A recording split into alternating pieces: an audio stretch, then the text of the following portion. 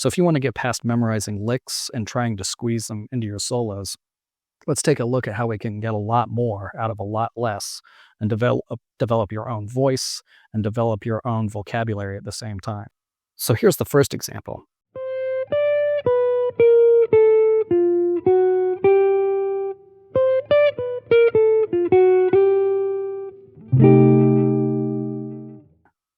So this first example gives you a really good idea of some of the things that you can create out of the Barry Harris way of doing things with chromaticism. And all I'm doing is this idea is I'm starting on the root, I'm going down the third by way of the Barry Harris approach.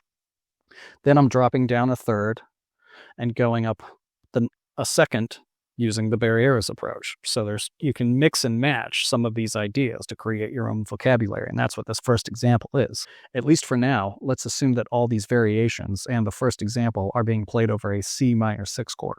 So example 1 started on the root, but now we can literally take the same idea and using Barry Harris's approach, modify it to fit on every single chord tone of the scale of this particular chord. So we can do it on the root, the 3rd, the 5th, the 7th, the 9th, the 11th, and the 13th. And by doing that, it gives us all kinds of variation and different results, and it expands our vocabulary times 7. So let's start this on the 3rd, the E flat.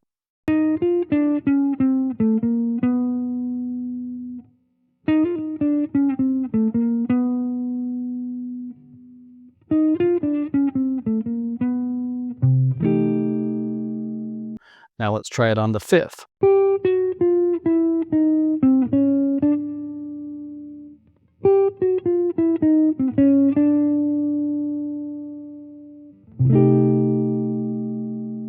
Now let's try it on the natural 7th.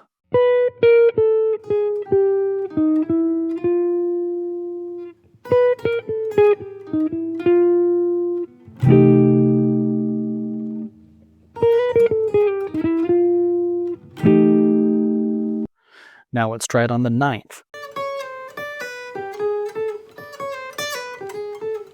Now let's try it on the 11th.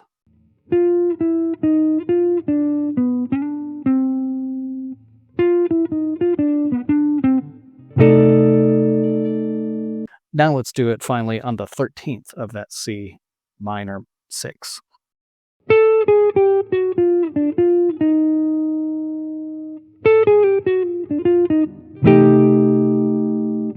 So not only can you come up with great initial ideas using this Barry Harris approach, but you can tailor those ideas for each degree of every chord you want to play it on. So in this case, it's C minor 6.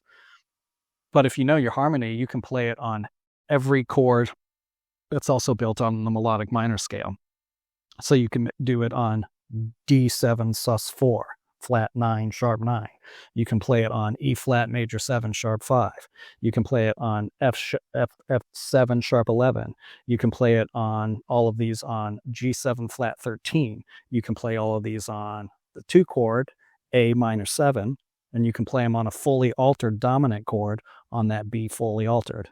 And this initial lick will work on every single degree, every single one of those chords. So that's 7 degrees, 7 chords, and that's 49 different variations that you could do. And that's a lot of math, and you don't necessarily need to do it like that. But once you have an idea of what this is and how to use it, you can do that stuff immediately and instantly with practice, not necessarily with memorization.